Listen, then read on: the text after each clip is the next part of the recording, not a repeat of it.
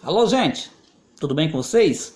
Esse é o canal Rumo ao Nada, o seu canal de notícias. Quero mandar um abraço especial para você que todos os dias está aqui no canal assistindo os vídeos e a maioria das vezes, né, como sempre, o YouTube não envia o nosso conteúdo e mesmo assim você digita aí no seu celular, no seu computador, o nome canal Rumo ao Nada e acaba nos encontrando aqui para acompanhar as matérias. Pois é, gente, saiu no jornal, deixa eu ver aqui, no Jornal Extra, é uma notícia relativamente boa, ela não é nova, mas que é muito bom para que as pessoas fiquem atentas, né, dessas informações que são tão pertinentes ao seu dia a dia, né? O STJ, né, Superior Tribunal de Justiça, suspende em todo o país ações que tratam da devolução de valores ao INSS por parte dos segurados. O que é isso? O que consiste basicamente isso? Digamos que você teve uma tutela antecipada, ou seja, o juiz te deu o seu benefício antes mesmo de estar tramitado e julgado. Você pegou, o seu advogado entrou com a tutela antecipada, o juiz aceitou, aí você começou a receber todos os meses aí, digamos por um ano, e o seu processo correndo lá na justiça, e você durante todo esse ano lá, indo todo mês no banco sacando dinheiro, todo mês no banco sacando dinheiro, e daí de repente o juiz julga a sua causa, e você perde. O juiz não aceita manter o seu benefício. O que acontece? O INSS, que já está louquinho para não te dar o seu benefício, instantaneamente começa a cobrar o dinheiro de volta. Então, essa ação, ele suspende isso até que seja julgado com, digamos assim, com mais argumento lá no STJ. Olha, gente, a primeira sessão do Superior Tribunal de Justiça determinou que sejam suspensas em todo o país ações que tratam de devoluções de valores ao INSS por parte dos segurados. Esses beneficiários tiveram reajustes de seus vencimentos por meio de liminares, ou seja, tutelas antecipadas, mas as decisões foram revogadas. Por isso, o Instituto vem cobrando de volta as diferenças pagas a mais. Agora o colegiado do STJ se propõe a rediscutir o assunto, porque eles já discutiram esse mesmo assunto, né? A questão foi levada pela primeira vez pelo ministro Hoje Fernandes no ano ainda de 2015.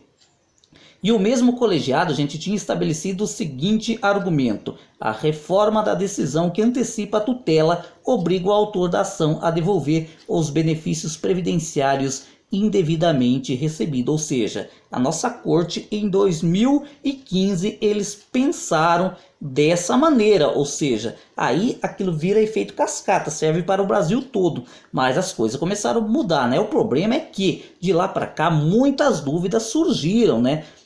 A respeito dessa devolução de dinheiro, nos casos em que os segurados conseguiram aumentar a renda por meio de liminares, antecipações e tutelas. Há milhares de ações em todo o país, né, contestando o desconto feito depois que o INSS recorre por causa de advogados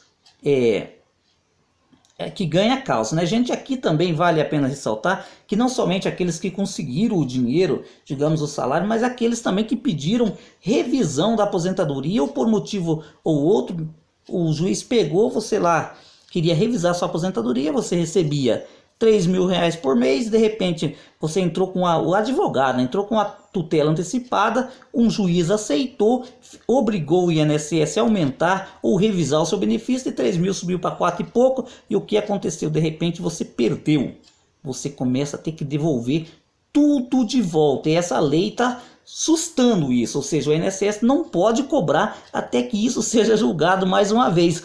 Curioso que já foi julgado, o STJ já se debruçou sobre o assunto, mas enfim, sempre é como eu falo, sempre há brecha nas leis brasileiras. É curioso isso, né? Recentemente, gente, o Tribunal Regional Federal da 4ª Região, atendendo a um pedido do Ministério Público Federal, já havia determinado que o INSS parasse de cobrar, ou seja, de descontar valores desses benefícios após esse abatimento fosse inferior a um salário mínimo nacional, ou seja, não poderia mais, no caso, abater isso, né? Por conta dessas questões, a primeira sessão do Superior Tribunal de Justiça, STJ, decidiu submeter a tese da devolução à revisão. Até lá, a tramitação das ações ficará suspensa.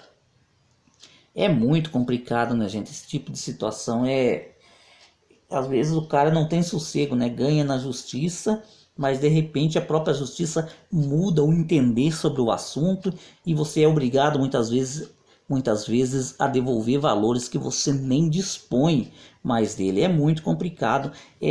Essa história também, né, gente? Por exemplo, do pente fino do INSS.